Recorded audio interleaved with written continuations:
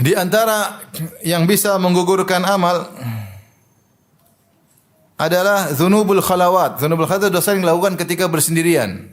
Dosa-dosa yang dilakukan ketika bersendirian.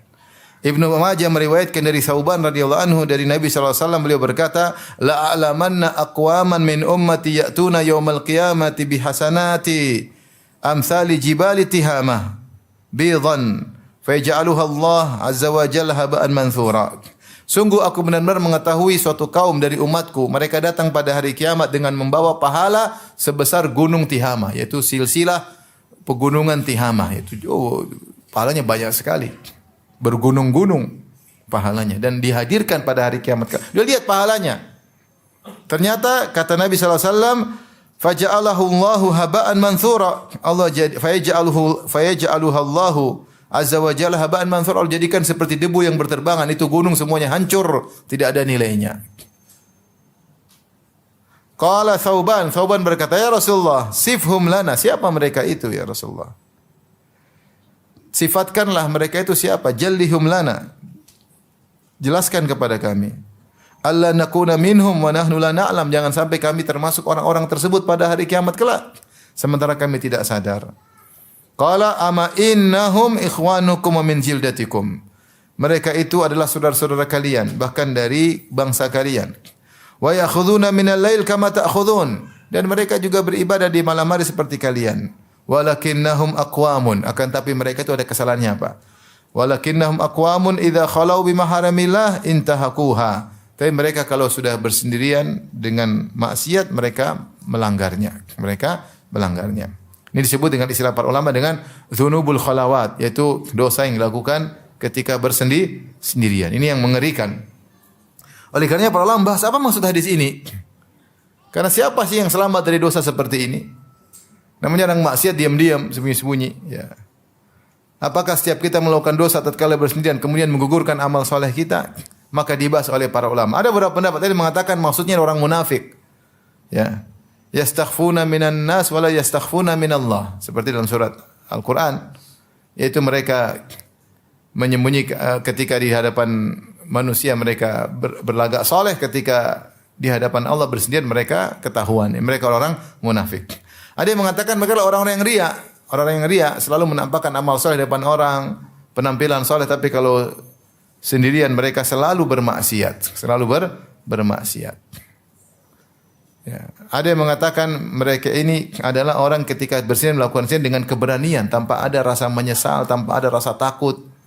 Karena Rasulullah mengatakan, innahum kanu qaumun walakinnahum qaumun idza khalau. Ketika mereka bersendirian, mereka melakukan. Jadi kebiasaan mereka selalu demikian. Beda dengan orang yang sekali-sekali hawa nafsunya menguasainya. Lagi tengah jam 12 malam tiba-tiba nonton film Korea. Satu hari ini aja, besoknya udah enggak lagi ya. Namanya hawa nafsunya menguasai dia. Kemudian dia bertobat kepada. Ini berbeda. Yang dimaksud dengan hadis ini orang selalu demikian. Sehingga dia meremehkan apa, maksiat. Kalau orang enggak ada langsung dia maksiat. Orang enggak langsung maksiat. Entah dia minum khamar, entah dia narkoba, entah dia nonton yang tidak selalu demikian. Orang tidak ada, menunjukkan orang ini tidak benar.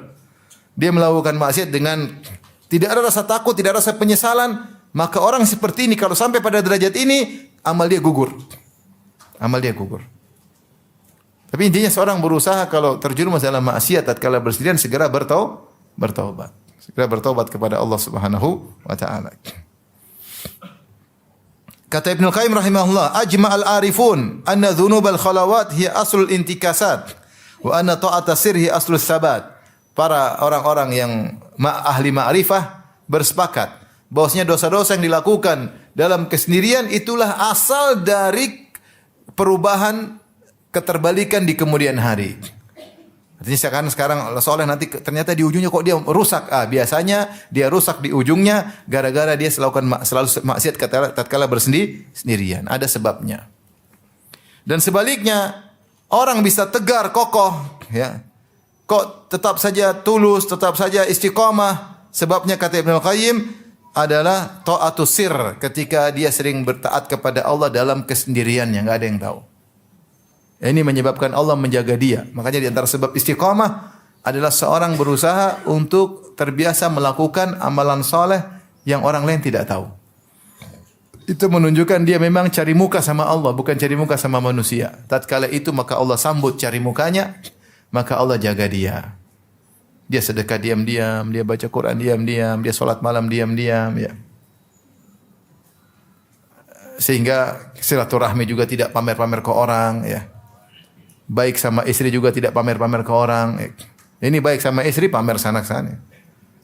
Ayo, ajak istri kemana-mana, live. Waktu ngomelin istri tidak live. Baik sama istri, amal soleh bukan, Bapak-bapak? Amal soleh. Bukan untuk di live-live kan.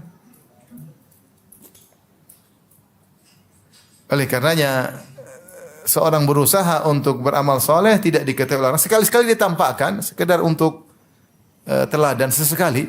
Kalau dia tidak perlu tampakkan, tinggal cerita saja tentang orang lain. Ngapain cerita dirinya? Ya, kalau bisa. Kalau sekali-sekali dia cerita memang perlu sesekali, bukan terus-terusan. Bukan terus-terusan.